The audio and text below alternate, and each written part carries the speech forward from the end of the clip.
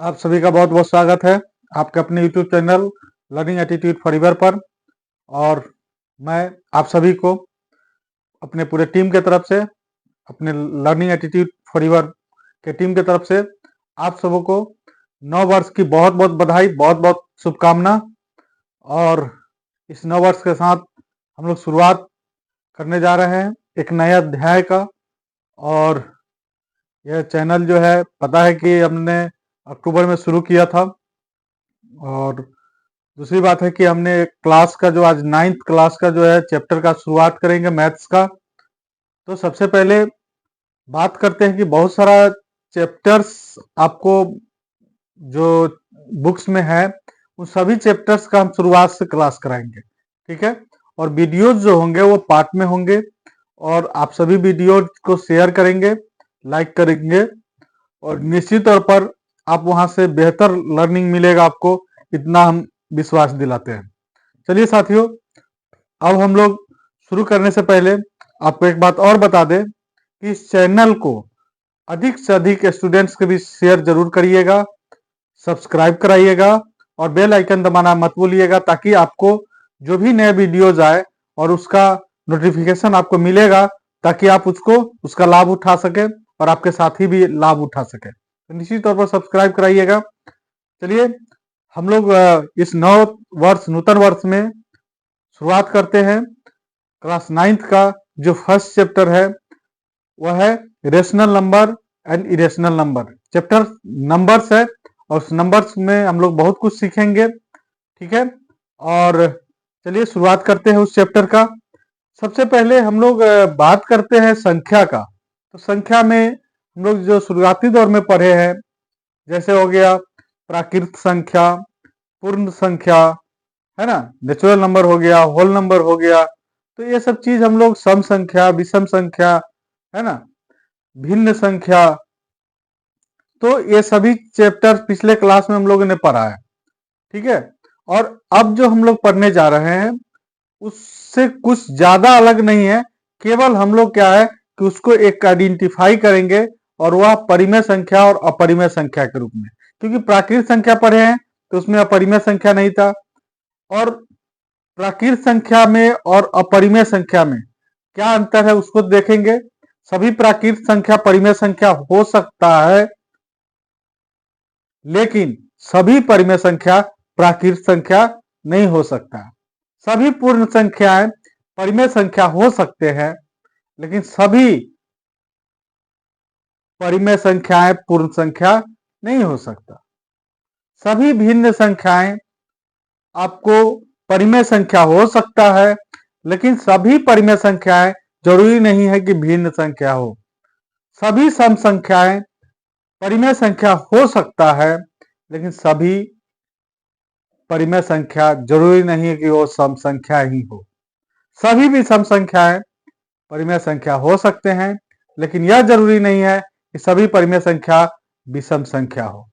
तो आइए हम लोग देखते हैं उस संख्या के खेल को, किस तरह से वह परिमेय संख्या के रूप में हम लोग उसको आइडेंटिफाई करेंगे और परिमेय संख्या किस रूप में होगा। तो चलिए पहले हम लोग परिमेय संख्या को डिफाइन करने से पहले हम लोग देखते हैं यहाँ पर कि दो बातें होती है। जब संख्या में हम लोग पहले तो 1, 2, 3 ये जो हम लोग लिखते हैं यह सब क्या है, नेचुरल नंबर है, ठीक है। और इसी परिवार में अगर 0 को हम लोग ऐड कर देते हैं तो यह क्या हो जाता है, पूर्ण संख्या हो जाता है, ठीक है। फिर हम लोग चलते हैं यहाँ पर पूर्णांक की, जैसे ही बात करते हैं तो पूर्णांक में क्या होता है कि 0, 1, 2, 3, इधर -1, -2, -3, ठीक है।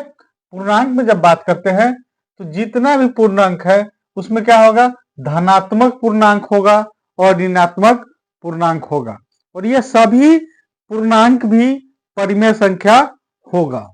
यानी ये हो गया प्राकृत संख्या, नेचुरल नंबर, प्राकृत संख्या, ठीक है। ये हो गया पूर्ण संख्या, ठीक है। और यह जो है जो हमने नंबर लाइन पर आपको दिखाया है, यह हो गया पूर्णांक। इसमें क्या है, धनात्मक और ऋणात्मक दो पार्ट्स में बटे हुए हैं। ये सभी क्या है, पूर्णांक है। ठीक है, फिर हम लोग देखते हैं 2, 4, 6, 8 डॉट डॉट डॉट, इसको हम लोग क्या लिखते हैं, सम संख्या। ये सभी क्या हो गया, पूर्णांक हो गए। पूर्णांक में धनात्मक पूर्णांक और ऋणात्मक पूर्णांक। उसके बाद विषम संख्या को देखते हैं, 1, 3, 5, 7 डॉट डॉट डॉट, यह हो गया विषम संख्या यानी ऑड नंबर। ये हो गया इवन नंबर, ये हो गया ऑड नंबर, ये हो गया integers, whole number, natural number. ठीक है, उसके बाद जब हम लोग लिखते हैं भिन्न संख्या में 1/2, 1/3, है ना, 5/8, ये सब क्या है, भिन्न संख्या है ना, इत्यादि इत्यादि, ये सब क्या है, भिन्न संख्या है। ठीक है, भिन्न संख्याएं हैं। बात समझ में आ रहा है। तो जब प्राकृत संख्या का बात करेंगे तो इसमें जब भिन्न संख्या होगा वह दो तरह का संख्या होगा। भिन्न संख्या जो होगा वह दो तरह का होगा, डिवीजन के आधार पर, भाग देने के आधार पर। क्या होगा, एक में 2 से भाग देंगे तो 0.5 आ जाएगा, और अगर यही एक में अगर 3 से भाग देते हैं तो 0.3333 डॉट डॉट डॉट डॉट, यानी यह हो जाएगा शांत और यह हो जाएगा अशांत। ठीक है, अशांत में इसमें क्या हो जाएगा, रेकरिंग हो जाएगा। यह क्या हो जाएगा, रेकरिंग हो जाएगा। ठीक है, तो एक हो, यहां पर क्या हो गया कि जो जो भाग देते हैं और भाग पूरा पूरा लग जाता है, तो वहां पर क्या हो गया, आगे अब नहीं लगेगा, तो ये क्या हो गया, शांत हो गया। और जिसमें भाग दिए और उस वह जो है कटा नहीं और लगते चला गया, तो क्या हो गया, अशांत हो गया। तो यह दो तरह का आपको इसमें आएंगे भिन्न संख्या में। ठीक है, तो इन चीजों को हम लोग अगर ये निकालने के क्रम में ध्यान रखेंगे, शांत और अगर अशांत होगा तो वो निश्चित तौर पर रेकरिंग के रूप में आएगा, आवर्ती के रूप में आएगा। बात समझ गए। तो नॉन टर्मिनेटिंग और टर्मिनेटिंग शब्द का इस्तेमाल किया जाता है। नॉन टर्मिनेटिंग और ये हो गया टर्मिनेटिंग। ठीक है, और रेकरिंग।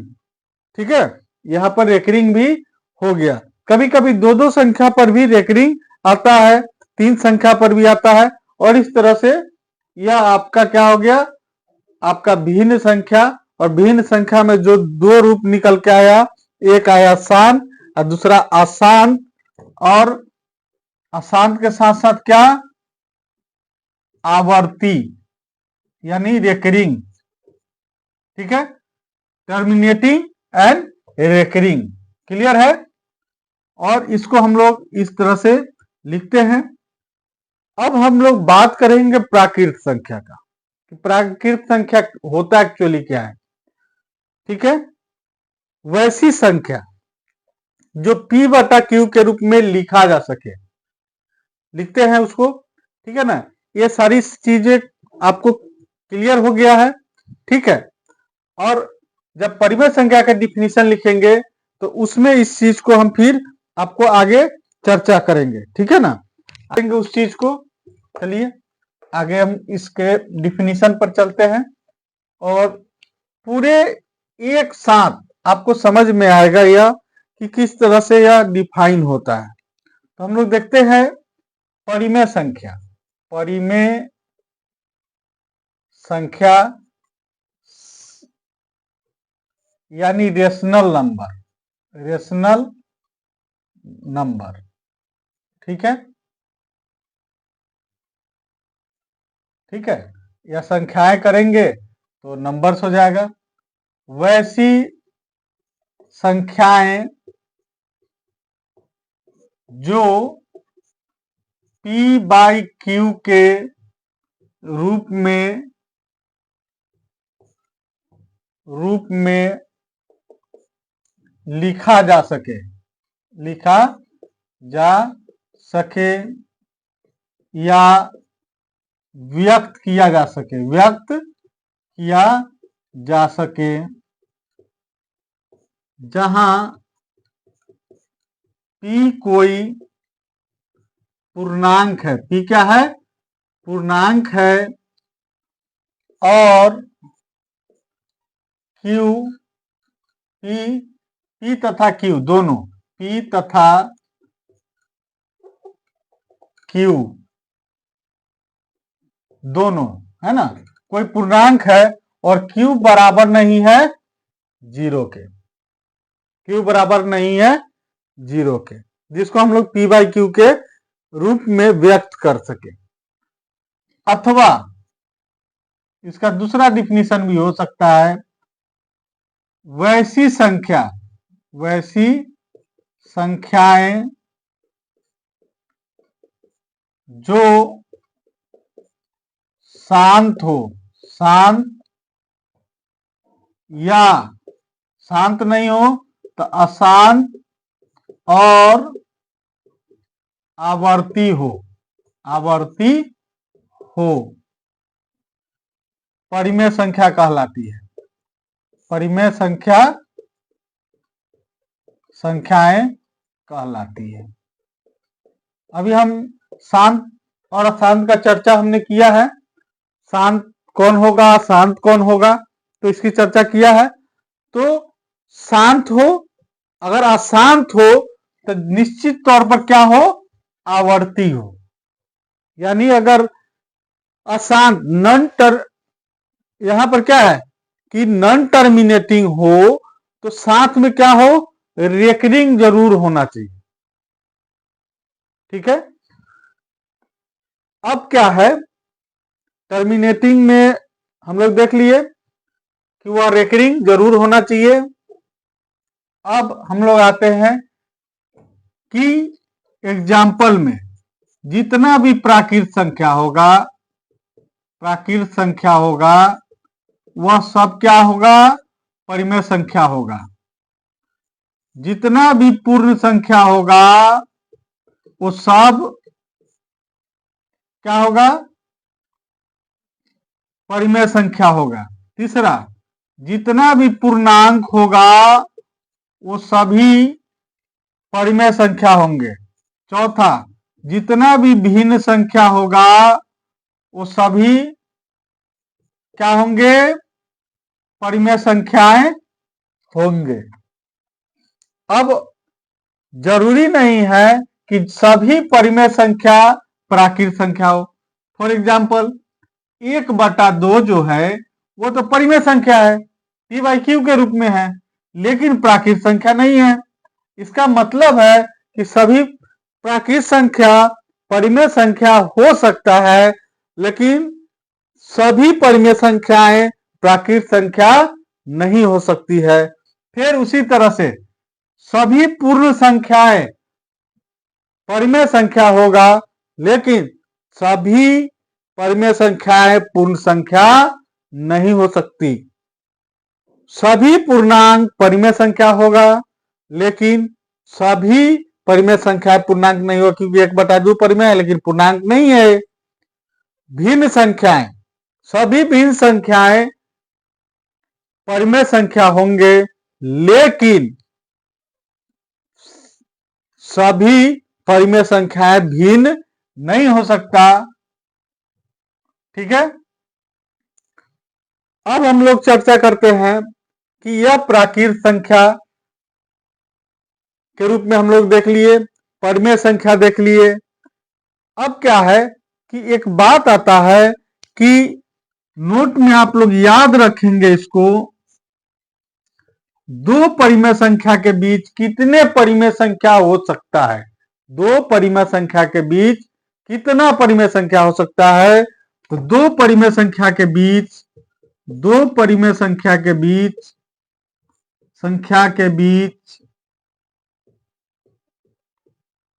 संख्याओं के बीच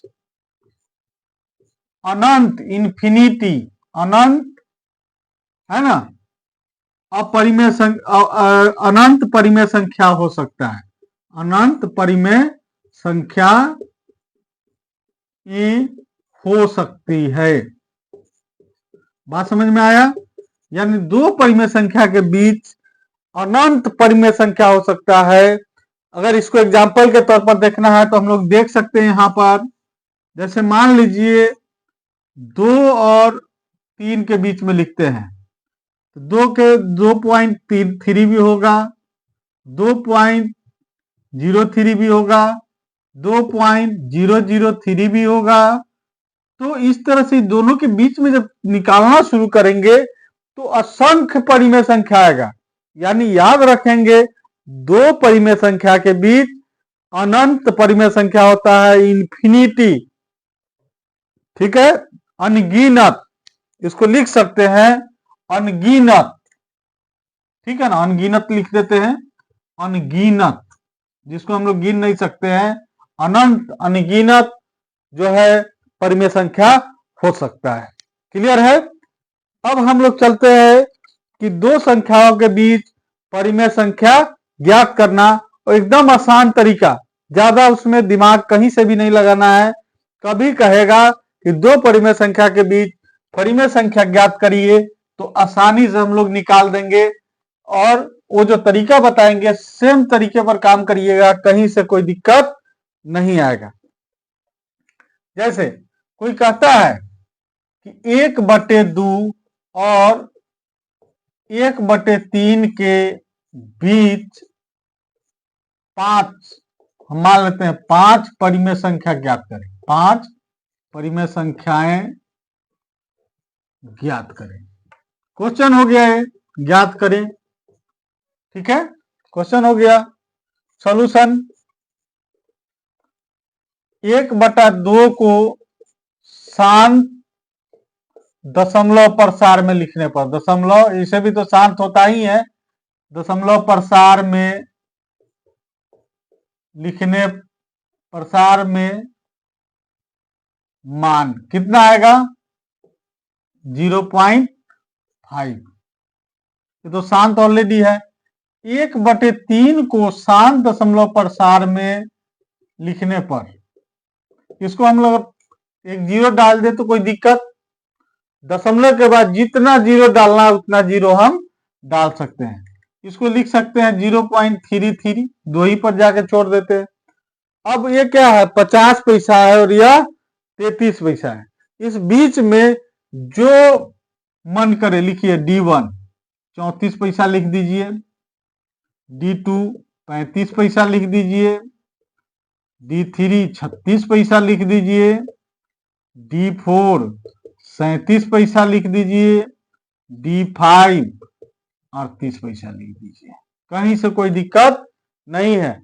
जब इस परिमेय संख्या के चैप्टर में बनाइएगा तो उसमें लिखा हुआ रहता है कि इसके उत्तर से भी भिन्न उत्तर आ सकते हैं। इसका मतलब क्या है कि जब अनंत परिमेय संख्या है तो ठीक उसके बीच में होना चाहिए, उसके उस जो इंटरवल दिया है उसके ठीक बीच में होना चाहिए। अगर हमको कहेगा कि 5000 निकालो, लिख देंगे 5000 तक इधर, और इधर भी लिख देंगे, इधर लाख में, हजार में कन्वर्ट कर देंगे। अब इसमें 5000 लिखना कोई बड़ी बात है क्या? यहाँ पर शुरू करेंगे 1 से, और 1 से लेकर के पहुंचा देंगे 5000 तक। ठीक है, तो हमको जो भी बोलेगा ना उतना के बीच में हम लोग ज्ञात कर लेंगे, कोई दिक्कत नहीं है। अब चलिए, इस तरह का सवाल तो हम लोग बना लिए, दूसरा हम लोग देखते हैं।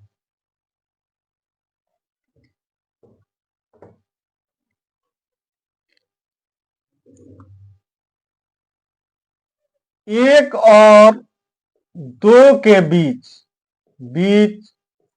10 परिमेय संख्या लिखे, 10 परिमेय संख्या ज्ञात करें। इसको अगर चाहे तो हम लोग सॉल्यूशन में ऐसा भी लिख सकते हैं, ये बराबर एक के बाद जब जीरो मन करे उतना बैठा सकते हैं, और बी बराबर 2.00। अब यहाँ पर क्या गो लिखना है, 10 गो। D1 1 रुपया 1 पैसा, D2 1 रुपया 2, D3 1.03, D4 1.04, D5 1.05, D6 1.06, D7 1.07, D8 1.08, D9 1.09, ठीक है, और D10 1.10 लिख सकते हैं। ये सभी 1 और 2 के बीच में आएगा।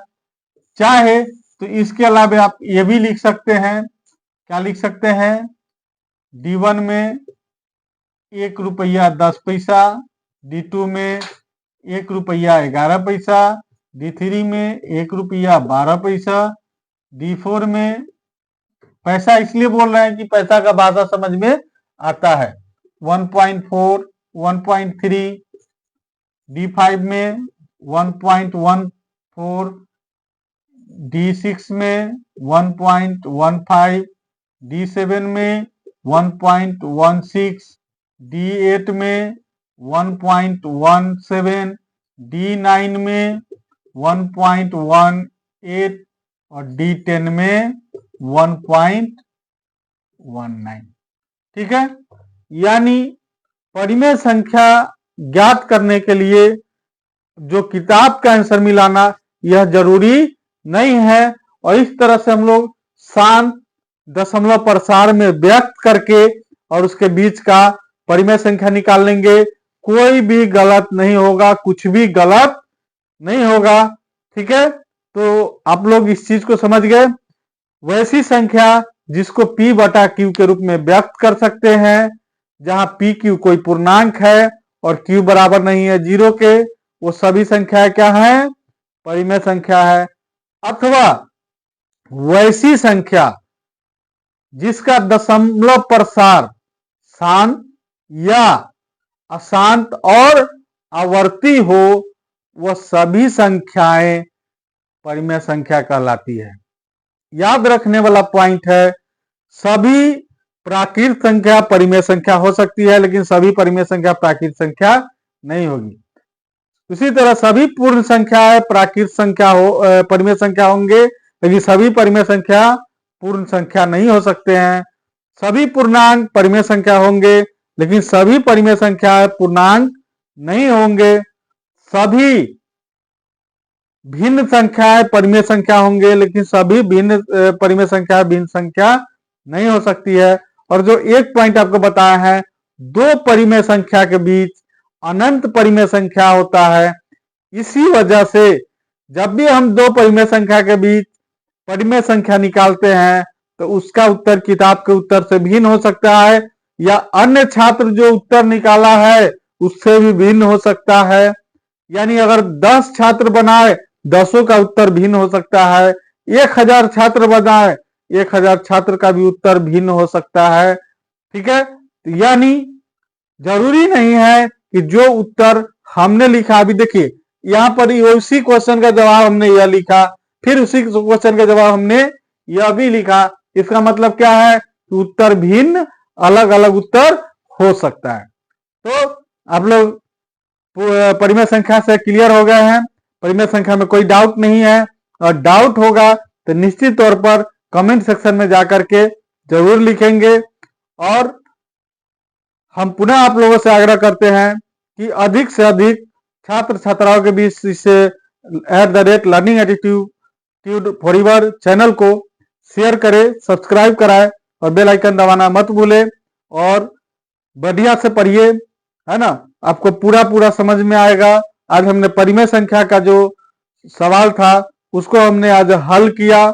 अगले चैप्टर में हम अपरिमेय संख्या लेकर के हाजिर होंगे, और 10th के छात्र के लिए भी बहुत सारा वीडियोज हमने डाला है मैथ्स का हर चैप्टर का, तो निश्चित तौर पर इस चैनल पर जाकर के वह वीडियो को देख सकते हैं।